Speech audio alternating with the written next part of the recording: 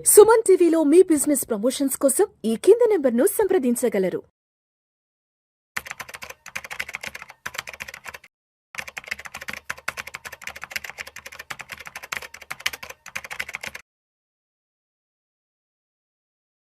అనిల్ గారు నమస్తే సార్. నమస్తే అండి.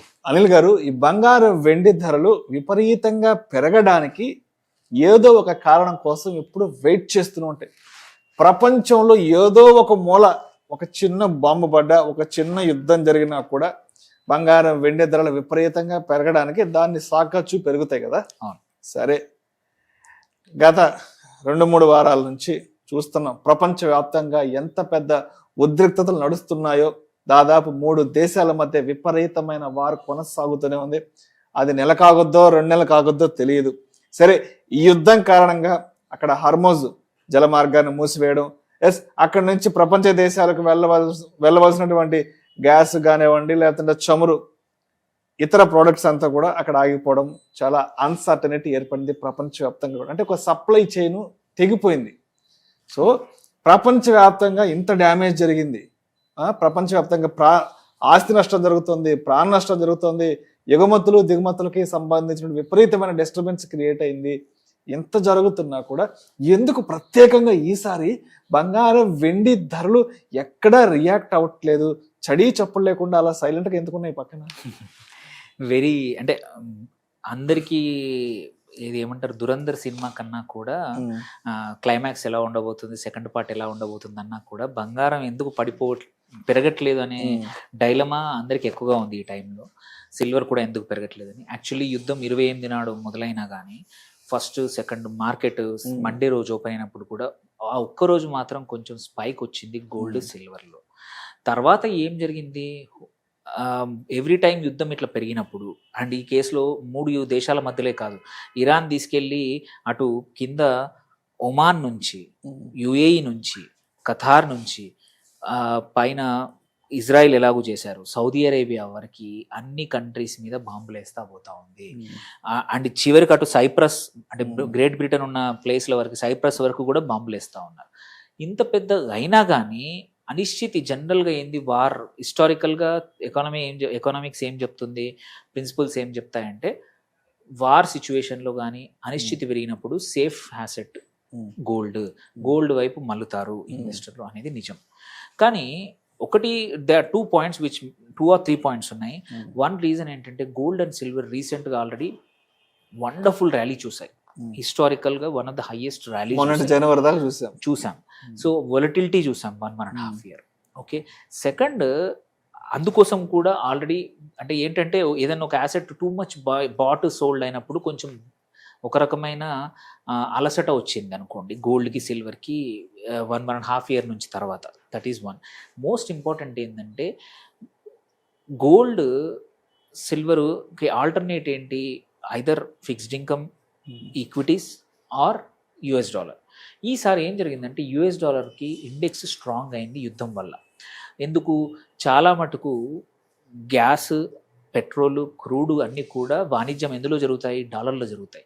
వాటి ప్రొడక్షన్ వెదర్ డొమెస్టిక్ అమెరికాలోనే కానివ్వండి, సౌదీ అరేబియా కానివ్వండి, ఎక్కడ జరిగినా సరే most of the countries petrol, diesel ఇవంతా కూడా డాలర్లు ఎకానమీ జరుగుతుంది. అండ్ యూజువల్లీ ఇది జరిగినప్పుడు పెట్రో డాలర్ అంటాము. So dollar is not pegged against బంగారం. Usually dollar is pegged against crude oil. Crude oil పైసలు డబ్బులు పెరిగినప్పుడు, క్రూడ్ ఆయిల్ $100 దాటింది మొన్నటి వరకు కూడా, ఇవాళ కూడా దగ్గర అదే రేంజ్లో ట్రేడ్ అవుతుంది. సో క్రూడ్ ఆయిల్ 20-30% పెరిగినప్పుడు డాలర్ కూడా, ఇండెక్స్ కూడా 100 యాక్చువల్లీ పడిపోయింది. మనం ఒక 1 month బ్యాక్ మన వీడియోస్ చూస్తే డాలర్ ఇండెక్స్ వీక్ అయిందని మాట్లాడాం మనం. 1 month లోపల యుద్ధం తర్వాత పరిస్థితులు మారాయి. డాలర్ ఇండెక్స్ స్ట్రాంగ్ అయింది. 93-94 దగ్గర ఉన్న ఇండెక్స్ ఇవాళ 107-108కి వెళ్ళింది.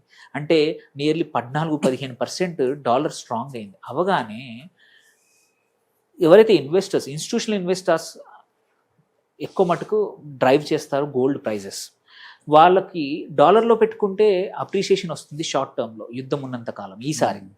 అందుకోసం అదొక మేజర్ రీజన్ ఇది గోల్డ్ సిల్వర్ అంతగా పెరగట్లేదు. అట్లని చెప్పి ఉంటుందా అంటే కాదు, ఇది ఎక్కువ రోజులు ఉండకపోవచ్చు. ఈ అడ్వాంటేజ్ కూడా కొంచెం సాలిడ్ సాలిడిఫై కాకుండా తొందరగానే లిక్విఫై అవ్వచ్చు.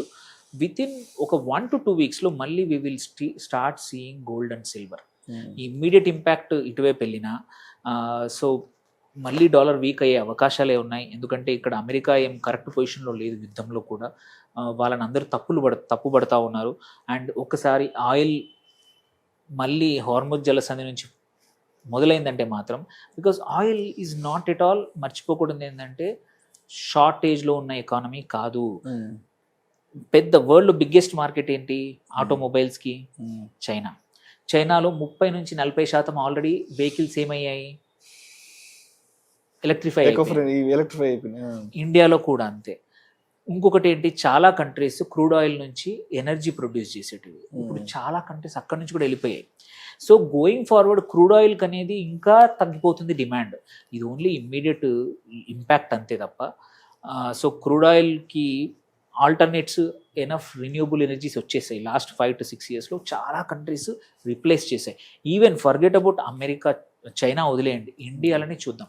ఇండియాలో ఒక 15 సంవత్సరాల క్రితము రైల్వేస్ రోజు ఎంత డీజిల్ వాడేవి లోకోమోటివ్స్కి చూడండి. ఇవాళ చూడండి ఎలక్ట్రిఫికేషన్ 70-80% అయిపోయింది. ఎలక్ట్రిఫికేషన్ అంటే రైల్వేస్ కూడా క్రూడ్ ఆయిల్ ప్రైజెస్తో డబ్బు డిపెండెంట్ లేదు, ఎలక్ట్రిసిటీ ప్రైజెస్ మీద. సో అందుకోసం ఏంటంటే ఈ 1 or 2 వీక్స్లో మళ్ళీ గోల్డ్ మళ్ళీ మంచి ప్రైస్ పెరిగే అవకాశం ఉంది. అండ్ సెంట్రల్ బ్యాంక్స్ కానీ ఇన్స్టిట్యూషనల్ ఇన్వెస్టర్స్ మళ్ళీ గోల్డ్ వైపు మళ్ళీ అవకాశం ఉంది. ఇట్లాంటి అనిశ్చితి ఈ టెంపరీగా మాత్రం ఈ ఏదైతే కోనండ్రం అంటామో, అంటే ఏమి చేయాలో అర్థం కాక ఇన్స్టిట్యూషనల్ ఇన్వెస్టర్స్ కానీ డొమెస్టిక్ ఇన్వెస్టర్స్ కానీ అర్థం కాక డిసిషన్ అనేది గోల్డ్ వైపు సిల్వర్ వైపు తీసుకోవట్లేదు. But it will be clarity వస్తుంది ఒక వీక్లో 10 days టైంలో. సో నిన్న కూడా చాలా అనలిస్టులు ఇదే డిస్కస్ చేస్తే జరిగింది అదనమాట. వొలటిలిటీ అనేది ఇది ఓన్లీ షార్ట్ టర్మ్లో ఎటువైపు తెలియట్లేదు. But within no time gold will come back. మళ్ళీ 5400 నుంచి 5500 US$ పర్ ఔన్స్ టచ్ అవుతుంది. ఇవాళ 5000 దగ్గర ఉంది. నిన్న మొన్న 4900 దగ్గర కూడా పడిపోయింది. ఇంకొకటి కూడా ఏం జరుగుతుందంటే ఈ డిమాండ్ మిడిల్ ఈస్ట్ కంట్రీస్ ఏవైతే ఉన్నాయో స్పెక్యులేషన్ బంగారంలో చాలా చేస్తాయి. అవి అన్సర్టైనిటీ ఉండే, అక్కడ ఫ్లైట్స్ లేవు, టూరిజం లేదు, సో అక్కడ నుంచి ఎక్స్పోర్ట్ అవ్వట్లేదు. గోల్డ్ సిల్వర్ అక్కడ ఉంది, అవైలబుల్ ఉంది. సో ఇవన్నీ పరిస్థితులు యుద్ధం కొంచెం ఎడతెరిపించిందంటే మాత్రం మారిపోతుంది. అండ్ గోల్డ్ సిల్వర్కి మళ్ళీ డిమాండ్ వస్తుంది. కొంచెం ఆగండి, ఉంటే మాత్రం లాస్ట్లో అస్సలు అమ్ముకోవద్దు గోల్డ్.